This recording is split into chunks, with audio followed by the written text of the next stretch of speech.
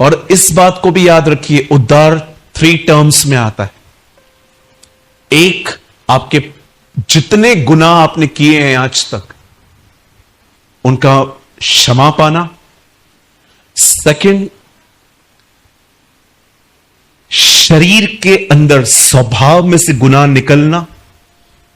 और थर्ड, जब यीशु आएगा तो आपको इस बदन में से निकाल के उठा ले जाएगा बादलों पर। इसे कहते हैं कंप्लीट सल्वेशन। पर सोचो, हम तो इसमें आ गए हैं। आप में से बहुत लोग हैं, बहुत क्या, लगभग सभी लोग हैं जिनका एंटायर पास्ट क्रूस पे माफ किया गया है। इस समय भी डे बाय डे अब आपका जीवन परमेश्वर में बढ़ रहा है, और एक दिन जब वो बादलों पे आएगा तो आपको उठा के ले जाएगा। ये उद्धार है। लेकिन उनका क्या जिनके परिवारों में कोई विश्वासी नहीं है। मेरे खानदान में बहुत सारे लोग हैं जिनको मैंने 2 से 3 बार सुसमाचार बताया है, लेकिन कई बार वो मुझसे सवाल पूछते हैं। वो कहते हैं यीशु भी तो एक रास्ता है ना, जैसे हम मानते हैं किसी को वो भी एक रास्ता है। आप जानते हैं ना, इस दुनिया का सबसे बड़ा झूठ है, सब रास्ते एक हैं। It is the biggest lie on this planet के, जो सबसे ज्यादा लोगों को हेल में लेके जा सकता है। आज बहुत सारे लोगों को लगता है सब रास्ते एक ही हैं, सब रास्ते वहां जाते हैं। मैं आपको कहना चाहता हूं, सावधान, सब एक हैं तो याद रखिए यीशु उस भीड़ में नहीं है। याद रखिएगा इस चीज को। अगर कोई कहता है ना सब एक हैं, तो मैं कहना चाहता हूं ओके, होंगे आपके लिए, लेकिन हमारा प्रभु वहां नहीं खड़ा है। यीशु ने नहीं कहा मार्ग सत्य जीवन मैं भी हूं, उसने कहा मार्ग सत्य जीवन मैं ही हूं। परमेश्वर ने नहीं कहा मैं भी हूं, उसने कहा मैं जो हूं सो हूं। I am that I am and he is a great I am। अब उनका क्या, जिनको आप कई बार, मेरे खानदान में बहुत सारे लोग हैं, जब उनके लाइफ में संकट आते हैं तो वो मुझसे प्रार्थना करवाते हैं, और जब प्रार्थना के बाद काम हो जाता है तो वो महिमा किसी और को देते हैं। हाँ, मैंने देखा है। कई बार तकलीफ में आते तो बोलते प्रेयर तो करो, और जब मैं प्रेयर करता हूं, परमेश्वर उनकी प्रभु हमारी दुआओं को सुनता है, उनके लाइफ में कुछ करता है, तो कहते हैं थैंक यू, लेकिन मैं जिसको मानता हूं उसने भी तो किया है ना मेरे लिए। मैं उनको बोलता हूं वेट कर, मैं सेकंड विपत्ति का वेट कर रहा हूं तेरी। आप जानते हैं, अगर आप एक ऐसे व्यक्ति हैं कि भैया मैं आ गया हूं, पर मेरे परिवार में आज भी लोग कठोर हैं, नहीं मानते हैं, आप कहते हो ना भैया बदलो, मैं बदल रहा हूं, फिर भी ये नहीं बदलते, मुझ में बदलाव देखकर भी वो नहीं बदलते, आप तो कहते हैं ना। हमारे कलीसिया में एक बहुत मासूम बच्ची है, छोटी सी है, 20 से छोटी है वो मुझे हमेशा कहती है भैया आप बोलते हो परिवार बचेगा जब तुम में यीशु दिखेगा। वो कहती है मेरा परिवार खुद बोलता है कि तुझ में बहुत बदलाव है, तो मैं बोलती हूं चलो, तो बोलते हम क्यों चले। बोलती है भैया मैं क्या करूं। इनोसेंट क्वेश्चन है ना बेचारी का। आप कहते हो ना कि हमारा परिवार आएगा अगर हम में चेंजेस आएंगी, तो मेरा परिवार तो बोलता है कि तू बहुत बदल चुकी है, थिएटर में नहीं जाती, हम डाइनिंग टेबल पे बैठते हैं गॉसिप करते हैं, तू नहीं करती हमारे साथ, हम टीवी चलाते हैं तू अंदर चली जाती है, इतना बदल चुकी है, पता नहीं प्रेमानी ने कौन सा क्या जादू किया है। उसके परिवार में ऐसे भी बोलते तेरे पास्टर ने तुझ पे मैजिक किया है। तो वो कई बार बोलती है नहीं पास्टर ने नहीं, जीसस ने मैजिक किया है। वो भी बोल के आती है ऐसा। अब बताएं अब क्या करें। मैं आपको एक चीज बताना चाहता हूं, इसे करिए, कितना भी कठोर परिवार क्यों ना हो, आज अगर हमारा है तो कल भी हमारा है। जो खुदा आज में खड़ा है वो कल में भी खड़ा होगा। आप जानते हैं एक दिन इब्राहिम को परमेश्वर ने कहा उठा अपने बच्चे को और उसे मार। जब इब्राहिम उसे मारने ही वाला था, प्रभु से रोक के, जानते हो एक शपथ खाते हैं, आई डोंट नो आप में से कितने लोगों ने यह बात जानी है कि परमेश्वर ने अपनी शपथ क्यों खाई वहां पर। मैंने बाइबल में बहुत कम बार देखा जब खुदा ने अपनी कसम खाई। एक दिन पौलुस ने कहा, प्रभु के जीवन की सौगंध, हर एक घुटना टिकेगा, हर एक जुबान स्वीकार करेगी कि वो परमेश्वर है। पर जानते हो, इब्राहिम जब अपने बेटे को मारने ही वाला था, तब बाइबल बताती है परमेश्वर ने उसे रोककर एक शपथ खाई। जानते हो इस शपथ में क्या कहा गया? परमेश्वर इब्राहिम से कहता है, अब मैं अपनी शपथ खाता हूं, मैं तुझे आशीष दूंगा और मैं तेरे वंश को ब्लेस करूंगा। प्रभु, कारण क्योंकि तूने मेरी मानी है, क्योंकि तूने मेरी मानी है। परमेश्वर कहता है, ओ जीसस, परमेश्वर इब्राहिम से कहते हैं, मैं तुझे और तेरे वंश को ब्लेस करूंगा। उसका कारण यह है क्योंकि तूने मेरी बात मानी है। ब्रदर, आप क्या बोलना चाहते हो? जैसे खुदा के साथ आज तक चलते आए हो, चलते रहो, क्योंकि याद रखिए, आज या कल वो आपके वंश को बचा लेगा।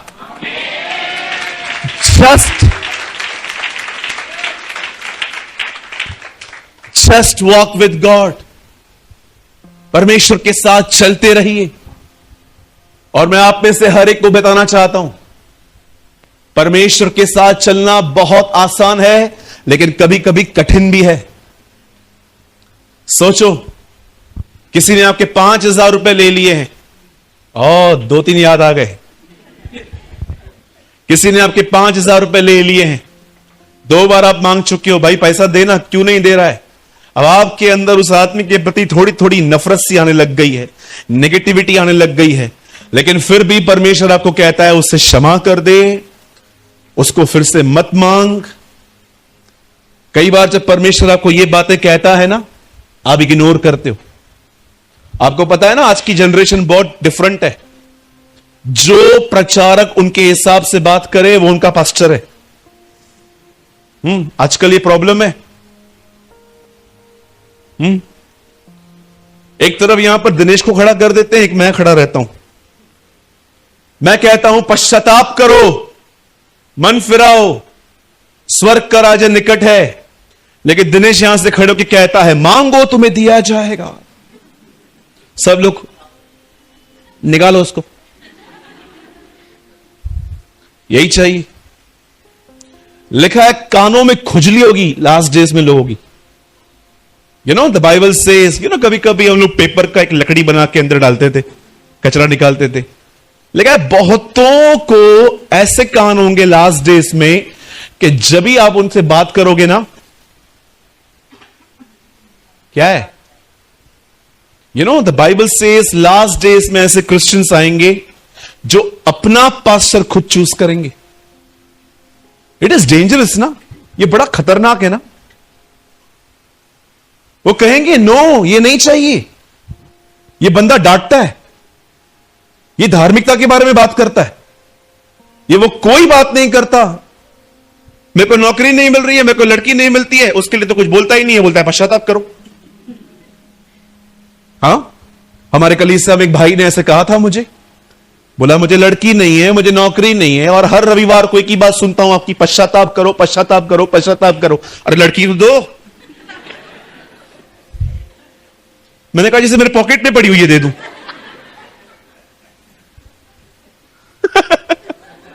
अंत के दिनों में बोलो बाजू वाले को, अपना पास्टर खुद मत चुनो, जिसको खुदा ने ठहराया उसकी सुनो।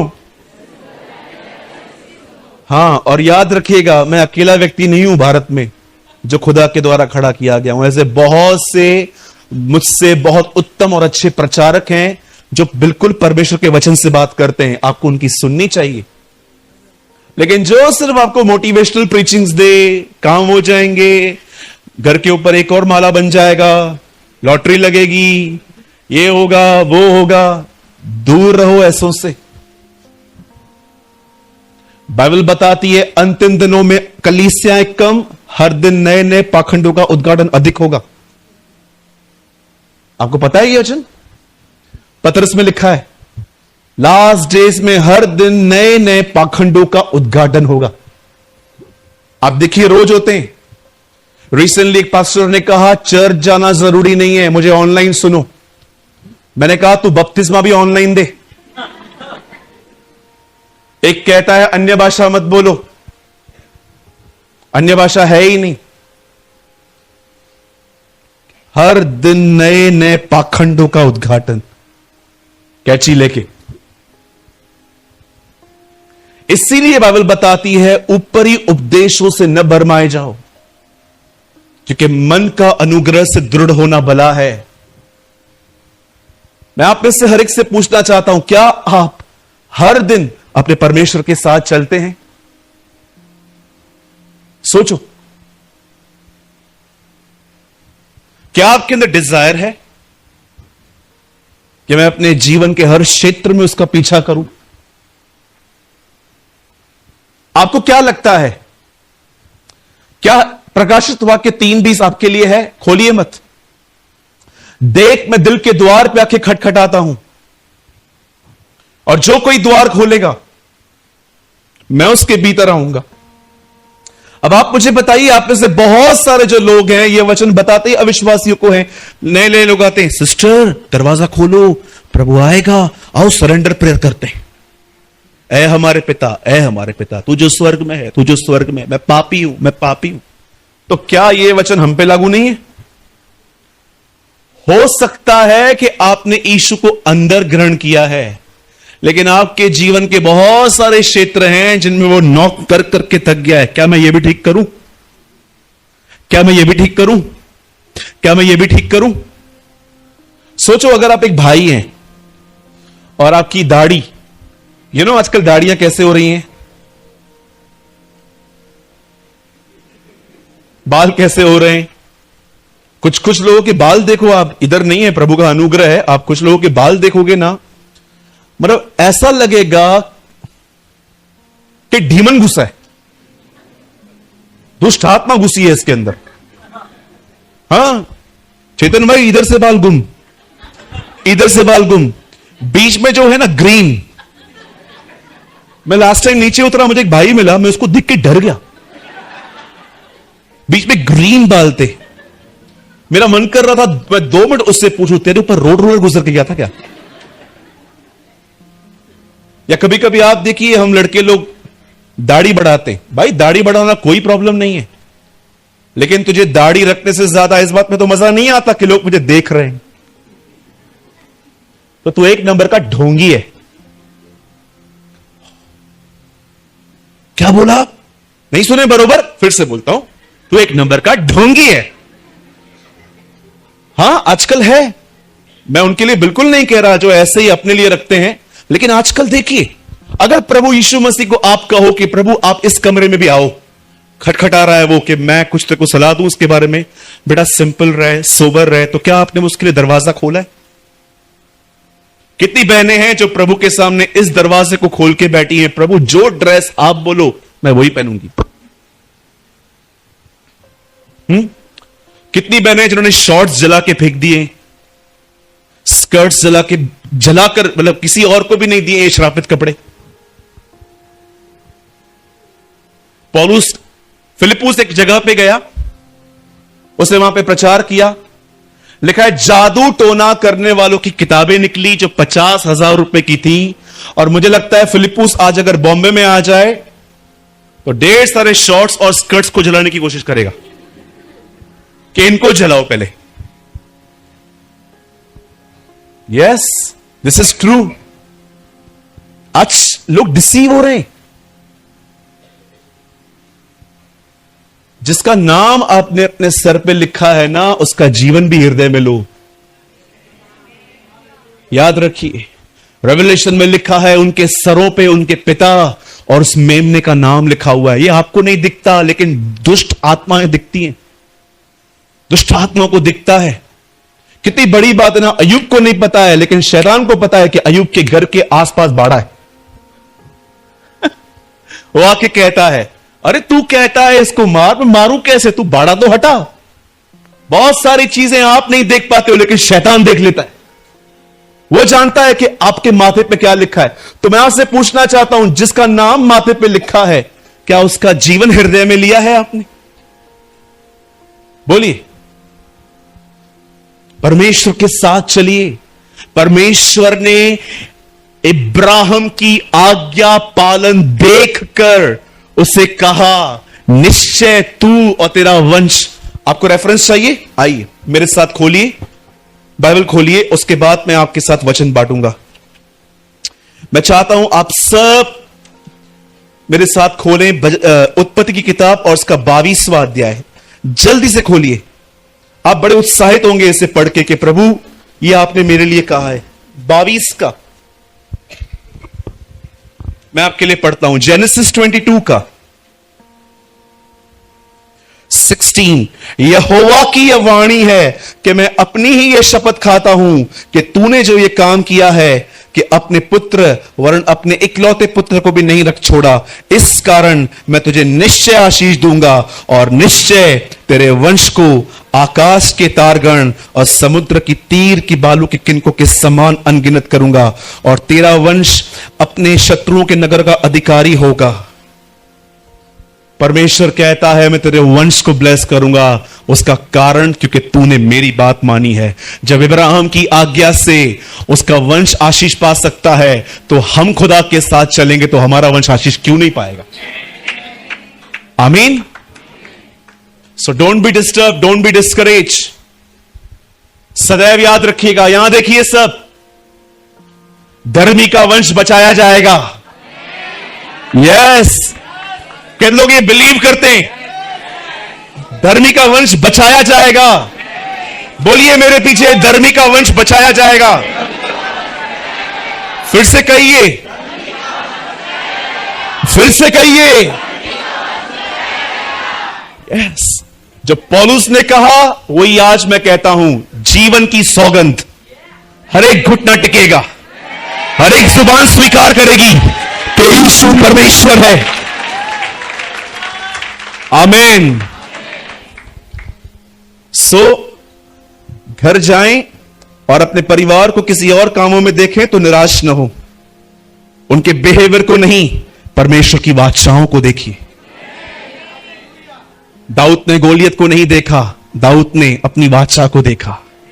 उस खतना रहित परिस्थिति की क्या हैसियत कि वो जीवित परमेश्वर को ललकारे। उसने उसके बारे में कुछ नहीं जाना, वो अपनी वाचाओं को जानता था।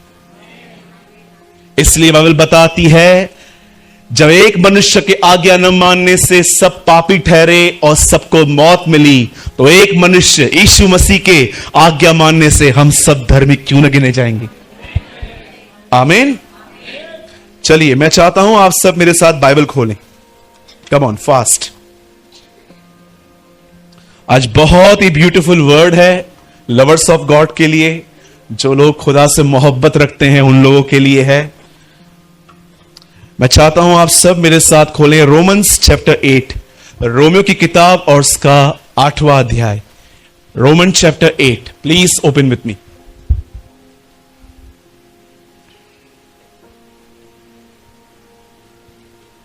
Oh, thank you, Jesus. Thank you. Worship you, Lord. Praise you, Lord. Praise you.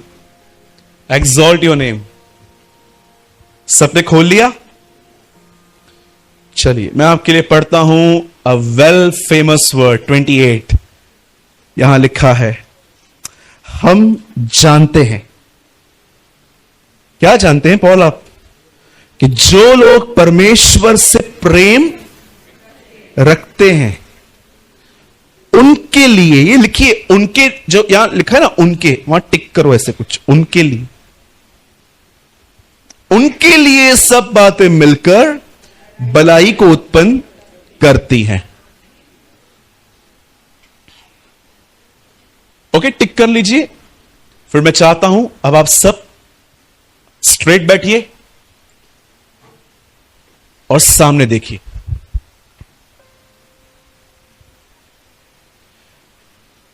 जब भी आप खुदा के घर में आए बहुत डिसिप्लिन के साथ बैठे। ओके, सब यहां देखिए।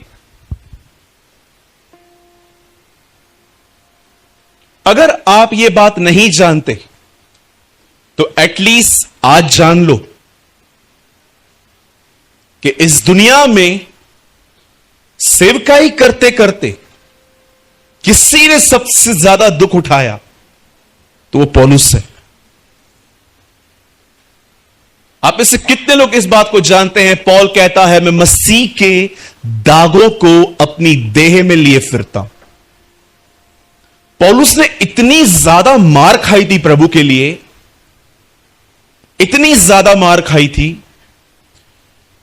कि कई सारे घाव सालों तक उसके बदन पे थे, सालों तक। और एक भी घाव उसको उसकी गलती के कारण नहीं मिला था। आप जानते होंगे हमारे पास काफी सारे घाव हैं आज हमारे बदन पे भी, और 90% लोगों ने घाव मारे लड़कियों की वजह से। 100% लड़कियों की वजह से। उसने आपको बोला तू मुझे नहीं चाहिए, नहीं चाहिए। एक नंबर के बेवकूफ लोग, स्पिरिचुअल इडियट्स। ये मैं नहीं, बाइबल मुकद्दस कहती है कमेंट्री में कि बहुत सारे जो लोग हैं, आप देखिए आप में से बहुतों के बदन पे घाव होंगे। कुछ लोग होंगे जिन्होंने डिप्रेशन में या जब डीमन पजेस थे तो वो अपने बदन को काटते थे। हमारे चर्च में एक बहन है, वो डिप्रेशन में अपने बदन को काटती थी। लेकिन अधिकतर लोगों ने, जानते हैं ये सब क्यों किया है? सिर्फ भाई लोग, बाजू वाले को बोलो, लड़की के लिए।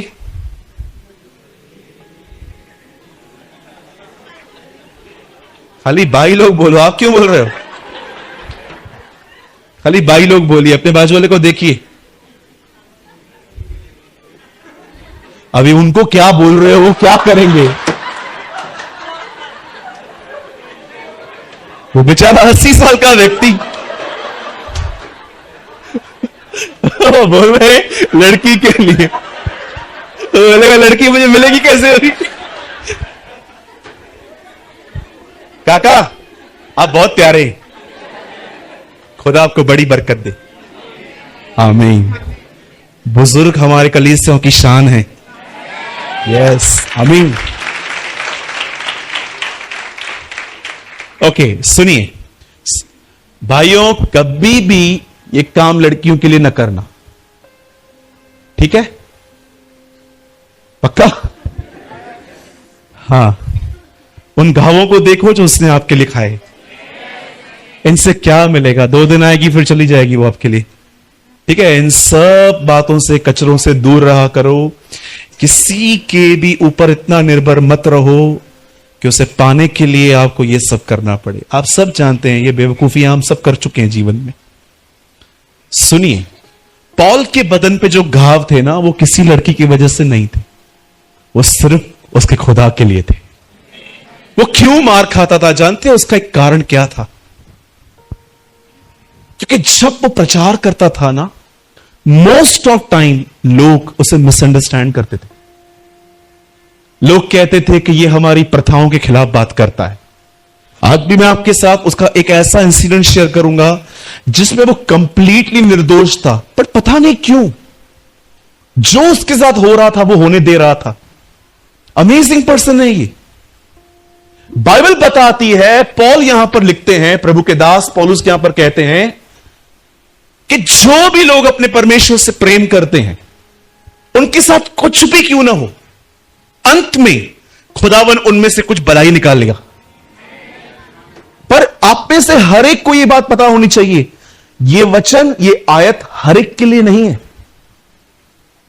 अगर आपको लगता है मैं कलीसिया में आता हूं, भैया मैंने बपतिस्मा भी आपसे लिया है, तो मैं आपको बताना चाहता हूं यह आयत कलीसिया में आने वाले लोगों के लिए नहीं है। यह आयत उनके लिए है जो कलीसिया में रहकर खुदा से मोहब्बत रखते हैं।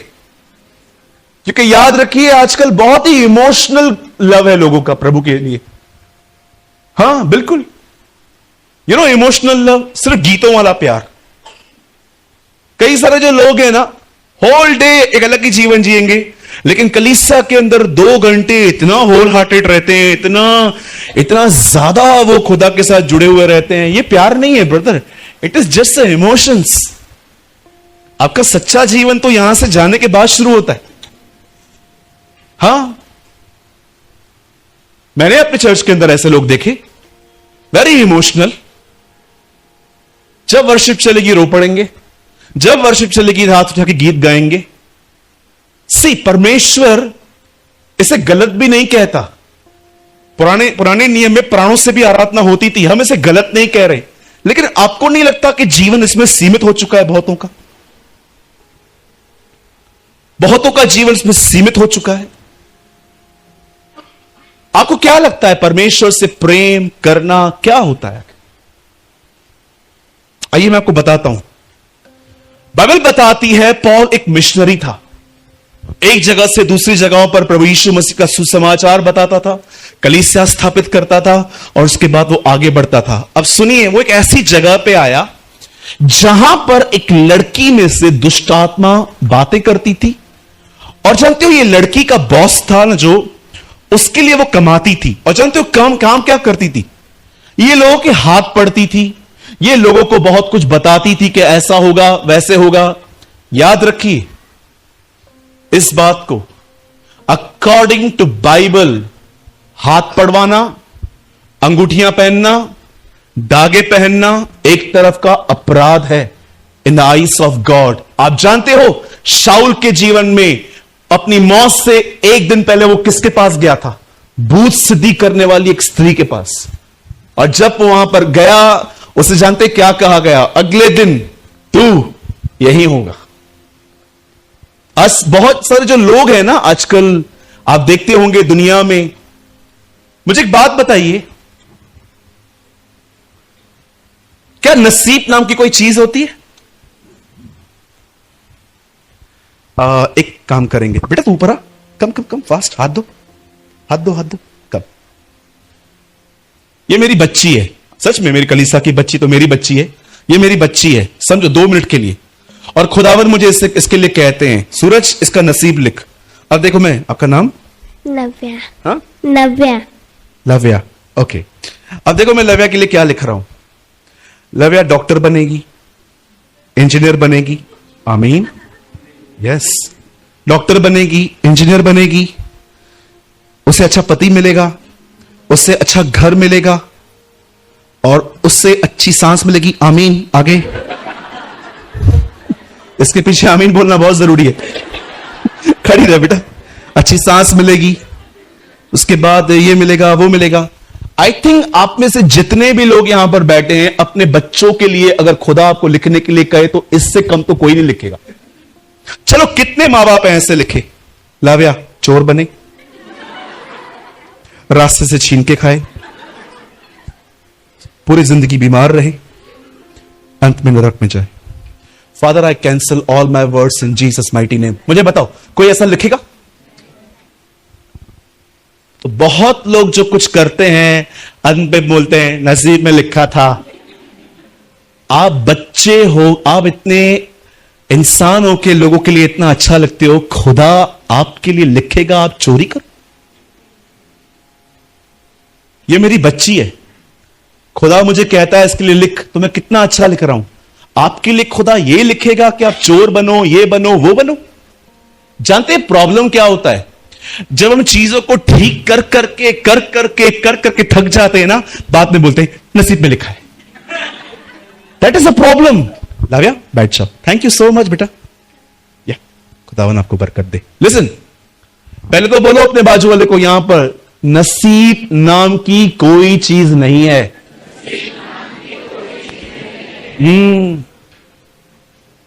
एक को देखते हैं इसका बिजनेस बहुत बढ़ता है, एक को बोलते हैं बहुत कम है, तो जानते हैं क्या लिखते हैं? क्या नसीब लेके आया ना यार, क्या इसका तो देख, नसीब तो देख चूरन में चाट गया था।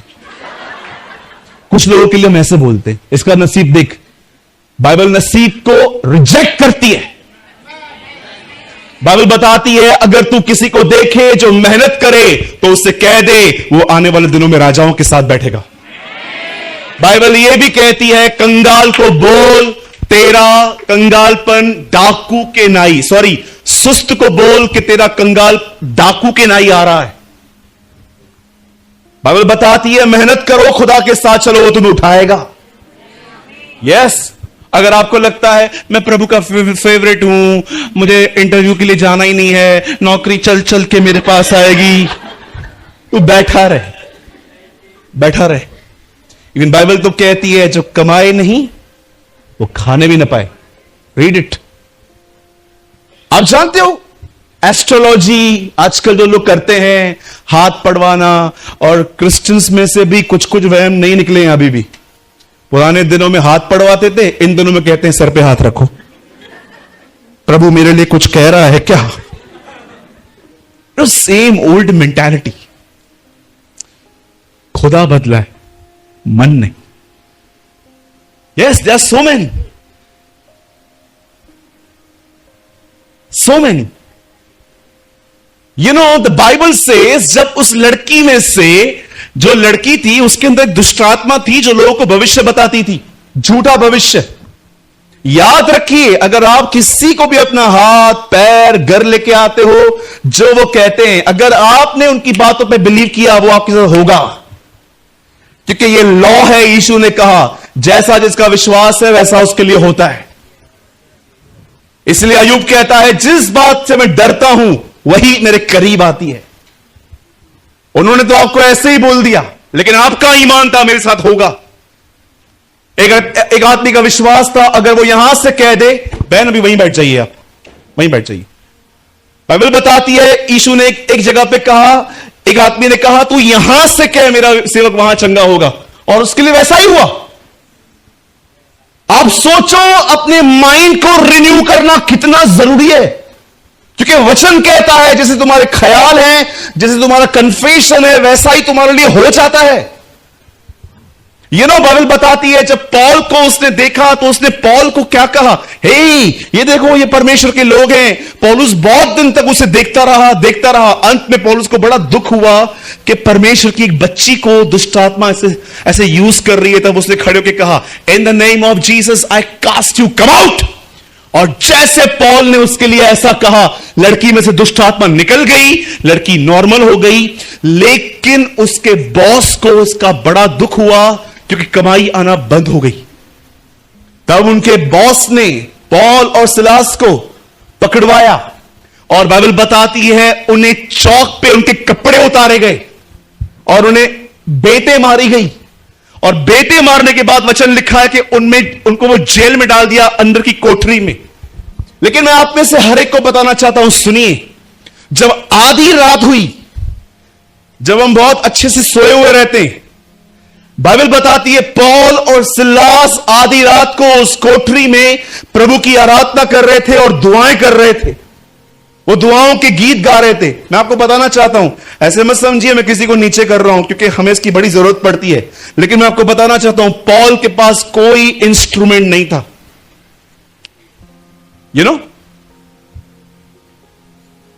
आप बिलीव करेंगे, प्रभु मेरा गवाह है, मेरे कलीसिया के भाइयों को इससे कोई फर्क ही नहीं पड़ता। वो कहते हैं कोई बात नहीं ब्रदर, हम ऐसे ही गाएंगे। यस, मैंने देखा है इन लोगों को, ऑसम लोग हैं ये लोग। मैं कभी कभी सोचता हूं, पॉल आपके पास क्या था जो आप आराधना कर रहे थे? मुझे ऐसा लगता है पॉल ऐसे कर रहा था। उसके हाथ में जंजीर थी, यीशु नाम की जय जय हो, यीशु नाम की जय जय हो, उसके मार खाने से मैं चंगा हुआ, यीशु नाम की जय। उनके जंजीरें ही उनका इंस्ट्रूमेंट होंगी। वो बजा रहे थे, बस गाते जा रहे थे, शालोम वगैरह जो भी उनके हृदय में आता होगा, खुदा की परस्तिश करते जा रहे थे। अचानक बाइबल बताती है भूकंप आया। और मैं आप में से हर एक को बताना चाहता हूं, बाइबल ये रिकॉर्ड देती है, ये भूकंप उस शहर में कहीं पर नहीं आया सिवाय जेल के। Do you know? बाइबल बताती है ये जेल में ही भूकंप आया। ये भूकंप और कहीं रिकॉर्ड नहीं किया गया। मैं आपको बताना चाहता हूं मेरे भाइयों, मेरी बहनों, ये भूकंप नहीं है, दिस इज अनॉइंटिंग। ये अभिषेक है। ये वही अभिषेक है जब दाऊद गोलियत से लड़ने गया था, तब वो उसके ऊपर आया था। यह वही अभिषेक है जब इब्राहिम अबीमेलेक के परिवार के लिए दुआ कर रहा था, तब वो उसके परिवार पे आया और सारी स्त्रियों का गर्भ खुल गया था। यह वही अभिषेक है जिसने यरीहो की दीवारों को, जब वो कह रहे थे प्रभु की करुणा सदा की है, वो अभिषेक दीवारों को टच हुआ था।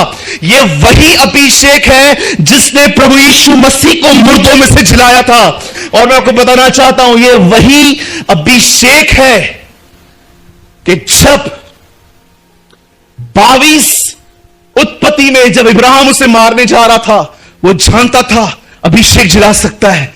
ये लोग बाइबल ऐसा बताती है, वो आराधना कर रहे थे, आराधना कर रहे थे, आराधना कर रहे थे, अचानक वहां पर भूकंप आया और जानते हो हुआ क्या? जितने भी लोग वहां पर थे वे सब आजाद हो गए। एक ऐसे थे वहां पर जो आराधना कर रहे थे, एक ऐसे थे वहां पर जो आराधना सुन रहे थे। आपको पता है सुनने वालों के कारण, जो सुन रहे थे, जो गा रहे थे, गाने वालों के साथ जो सुन रहे थे वो भी आजाद हुए। सुनिए, उसके बाद पॉल जब उसने देखा कि ये सब निकल चुका है, सब ठीक हो चुका है, अमेजिंग थिंग देखो, पॉल ने वहां से भागने की कोई कोशिश नहीं की। दिस इज अमेजिंग ना। आप सोचो अगर आप जेल में हो और आपको दरवाजा खुला हो, अपन क्या करेंगे? बैठे रहेंगे? बाइबल बताती है वो आजाद हुए लेकिन वो भागे नहीं। क्यों? लिसन, हम पढ़ते हैं वो जेल था, लेकिन मैं आपको बताना चाहता हूं पॉल के लिए वो जेल था ही नहीं। जानते हो पॉल के लिए वो क्या था? कि परमेश्वर अगर मुझे यहां कुछ लाया है तो कुछ काम है। He knows, अगर मुझे खुदा यहां पर लाया है ना तो देयर इज समथिंग। और जानते हो पॉल ने जब वहां पर वो खड़ा था, सब लोग आए और दरोगा भी वहां पर आया, और दरोगा ने ये सब देखा, और दरोगा अपने आप को मारने ही वाला था क्योंकि उसे डर था उसके ऊपर के ऑफिसर उसे मार देंगे, ये सोचकर कि इसने कैदियों को भागने दिया। तब पॉल जब अपनी छुरी अपने पेट में डालने वाला था, पॉल उसे कहता है, वेट, तुझे पता है हमें से कोई नहीं भागा है, हम सब यही हैं। और जब उसने देखा, तब जानते हो वो पॉल के घुटनों पे आके पॉल से बात कहता है, महाशय, उद्धार पाने के लिए मैं क्या करूं? Wait wait wait wait wait wait wait, मैं आपसे पूछना चाहता हूं, क्या आपके जीवन भर किसी ने, आपको हजारों ने कहा होगा मेरे लिए दुआ कर, मेरी शादी टूट रही है, मेरे लिए दुआ कर, मेरी एंगेजमेंट टूट गई है, मेरे लिए दुआ कर, मुझे पैसे नहीं है, मुझे जॉब नहीं है, ये नहीं है, वो नहीं है। किसी ने आपको आज तक ये कहा है? बहन, ये जो जीवन आपने पाया है, जो उद्धार, बहन मैं आपको जानती हूं, आप लड़कों के साथ घूमते थे, आप रिस्पेक्ट नहीं करते थे आपके पेरेंट्स की, हम जानते हैं बहन, आपको आपका नाम बड़ा स्पॉइल था, लेकिन आप आज कितने बदल चुके हो। बहन, इस जीवन को पाने के लिए हम क्या करें? हो, मैं सोच रहा था उन्होंने पॉल से पैसे नहीं मांगे, उन्होंने पॉल से कुछ और नहीं मांगा, उन्होंने पॉल को कहा तू जो जिंदगी जी रहा है वो हम कैसे जिए, क्योंकि तू प्रिजनर लग ही नहीं रहा, तू लगता ही नहीं है कैदी है तू। क्या तू आनंद से आधी रात को आराधना कर रहा था? ये जीवन, अरे कैदी तो हम लगते हैं तेरे सामने, ऐसा लगता तू दरोगा है हमारा। वो इतना फ्री, उसने पॉल के जीवन को देखा और पॉल को वो कहता है, पॉल हमें बता, ये जो उद्धार तूने पाया है, जो ये सैल्वेशन, जो मुक्ति, जो नजात, जो मोक्ष तूने पाया है, हमें बता हम कैसे पाएं। तब पॉल उन्हें कहता है, यीशु मसीह पर विश्वास कर, तब तू और तेरा घराना यही जीवन जो मैंने पाया है तुम्हें भी मिलेगा।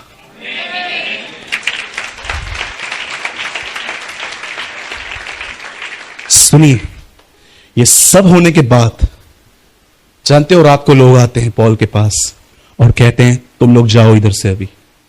जानते हो पॉल क्या कहता है? कौन लेके आया था मुझे इधर? अब पॉल उस विक्टिम कार्ड खेल रहा है। Now listen, this great man of God अब ये विक्टिम कार्ड खेल रहा है। अब पॉल को लोग आके कहते हैं तू इधर से निकल। पॉल कहता है जिसने अरेस्ट किया था उसे भेजो। क्यों? मैं रोमी हूं। पॉल, जब लोग आपको मार रहे थे तब आपने क्यों नहीं खोला? क्योंकि पॉल जानता था परमेश्वर मुझे कहां ले जाएगा। वो जानता था जेल में कलीसिया बनानी है। उसके बाद पॉल उनको कहता है मैं रोमी हूं। लिखा है वे डर गए। एक अमेरिकन को आप यहां पर मार के दिखाओ इंडिया में, आपकी हालत खराब कर सकते हैं वो लोग, क्योंकि आपने दूसरे सिटीजन को हाथ उठाया है। इसलिए आप देखिए इन दिनों में जो लोग वहां के सिटीजन्स होते हैं, जब वो यहां पर आते हैं, आपने देखा होगा एक खतरनाक इकोनॉमी नीचे आ जाती है जब फॉरेनर्स मरते हैं।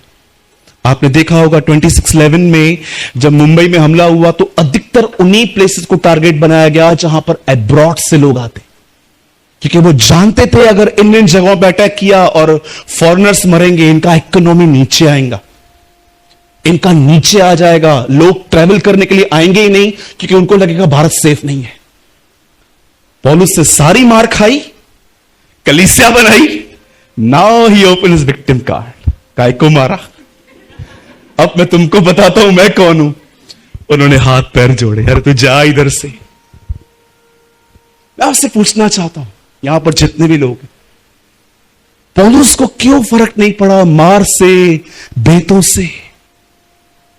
आप जानते हो पौलुस का एक माइंड सेट था जो आज तक बहुत लोग नहीं कर पाए। हमारा माइंड है ना बहुत जगहों पे बटा हुआ है, लेकिन पौलुस का एक माइंड सेट था। उसने अपने जीवन में परमेश्वर से हर हालातों में प्रेम करना सीखा था। याद रखिए, पौल वैसा नहीं था जिसको सिचुएशंस घेर लें और उसके मन को दबा दें। आप जानते हो ये हमारे साथ होता है। ये मेरे साथ रोज होता है। मेरे हालात मुझे घेर देते हैं, मेरे मन को दबा देते हैं, और मन दबने के पास आवाज भी दब जाती है। कभी कभी आप देखो हम इनकरेज होते हैं, कोई बोलता है जय मसीह, अरे जय मसीह कैसा है तू? लेकिन कभी कभी हमसे कोई बोलता है और brother praise the Lord, praise the Lord. क्या हुआ ब्रदर, कौन मर गया? कोई नहीं, मैं मरा है। हाँ, सिचुएशंस हमारे मन को दबा देती हैं, और जब मन दब जाता है तो जुबान दब जाती है, ऑर्गन्स दब जाते हैं, हमारी जिंदगियां ढीली पड़ने लगती है। पॉल के लिए ऐसा नहीं था। बंद करने से पहले एक चीज पूछना चाहता हूं, अगर आप उस जेल में होते, आप आधी रात को क्या करते? सोचो, आप और मैं, चेतन भाई और मैं दोनों रात को जेल में होते। आई कैंसिल, हम कभी नहीं जाएंगे। अगर ब्रदर और मैं दोनों जेल में होते और दोनों ठोके हुए से, हम एक दूसरे के लिए बोलते प्रे फॉर मी, ब्रदर दुआ करो, इतना सिखाया है मैंने आपको, दुआ करो मुझे रात को अच्छी नींद आए, रो रो के दुआ करो कि मेरे को अच्छी नींद आए। और चेतन भाई तू तो पादरी है, तू ज्यादा करना। हम तुझ पे उम्मीद रखेंगे कि तू हम पे रखेगा। चल निकाल मोबाइल निकाल। और जैसे दिनेश यहां से मोबाइल निकालेंगे। चर्च का ग्रुप किधर है? Jesus is life brothers, pray for me. हम दोनों जेल में हैं, जो न करे वो श्रापित हो।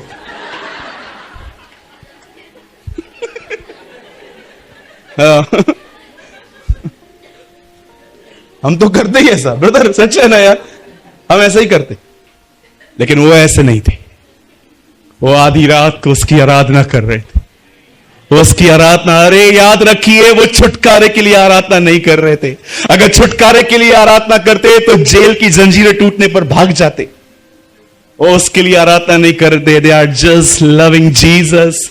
वो सिर्फ उससे प्यार कर रहे थे, उसे लिपट रहे थे, उसे चूम रहे थे, उसके पांव को धो रहे थे। वो उससे प्यार कर रहे थे, प्यार कर रहे थे, प्यार कर रहे थे। और वचन कहता है जो प्यार करते हैं उनके लिए सारी बातें भलाई लेकर आती है।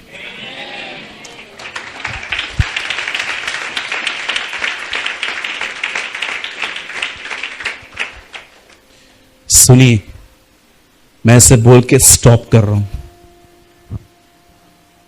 इन दिनों में जब आप बहुत जल्द मनुष्य के पुत्र को बादलों पे आते देखने वाले हो, सुनिए, याद रखिए, मैं अपनी सेविकाई ऊंची नहीं उठा रहा। मैं बहुत खुश होता हूं जब मेरा पुलपिट कोई और यूज करता है। ट्रस्ट मी, मैं कभी किसी जवान को यूज होते हुए मैं कभी नहीं जलता। मैं आपको सच कहता हूं, परमेश्वर इस जलती हुई वेदी पर मेरा गवाह है। मैं आज भी सुबह उठ के दुआ करता हूं, खुदा जैसे तूने मुझे स्टैंड किया है ना, हमारे महाराष्ट्र में बहुतों को खड़ा कर। Wait please wait. सुनिए, मैं आप में से हर एक को एक छोटी सी वार्निंग देता हूं। इन दिनों में आपको वो अधिक सुनने की जरूरत नहीं है जैसे संसारिक वस्तुएं मिले। इन दिनों में आपको ऐसे वचन की जरूरत है जो उसके दूसरे आगमन के लिए आपको तैयार करे। मैं आप में से हर एक को कहता हूं, it's not my warning, it's just my advice. जिसको भी आप सुनते हो, चाहे वो कोई भी प्रीचर क्यों ना हो, उसको सुनने के बाद इस बात पे बड़ा ध्यान देना कि उसकी प्रीचिंग आपके जीवन में क्या शेप लेके आ रही है। That is the most important thing. क्या जिसको भी आप सुनते हो, क्या वो आपको संसारिक चीजों को मांगने की डिजायर डाल रहा है? क्योंकि आजकल प्रोफेसीज जानते हैं क्या है। लोखंड वाला में जगह मिलने वाली है, कार मिलने वाली है, बिजनेस बढ़ने वाला है। सावधान हो जाइए। बाइबल बताती है, कहने वाले से मुंह न मोड़ो, क्योंकि जब वो पृथ्वी की चेतावनियों से न बच सके तो तुम उससे कैसे बचोगे जो स्वर्ग से उतरा है। पुरानी नियम की चेतावनी मूसा लेके आया, लेकिन दूसरी चेतावनियां वो लेकर आया जिससे चेतावनियां खुद लिखी प्रभु यीशु मसीह।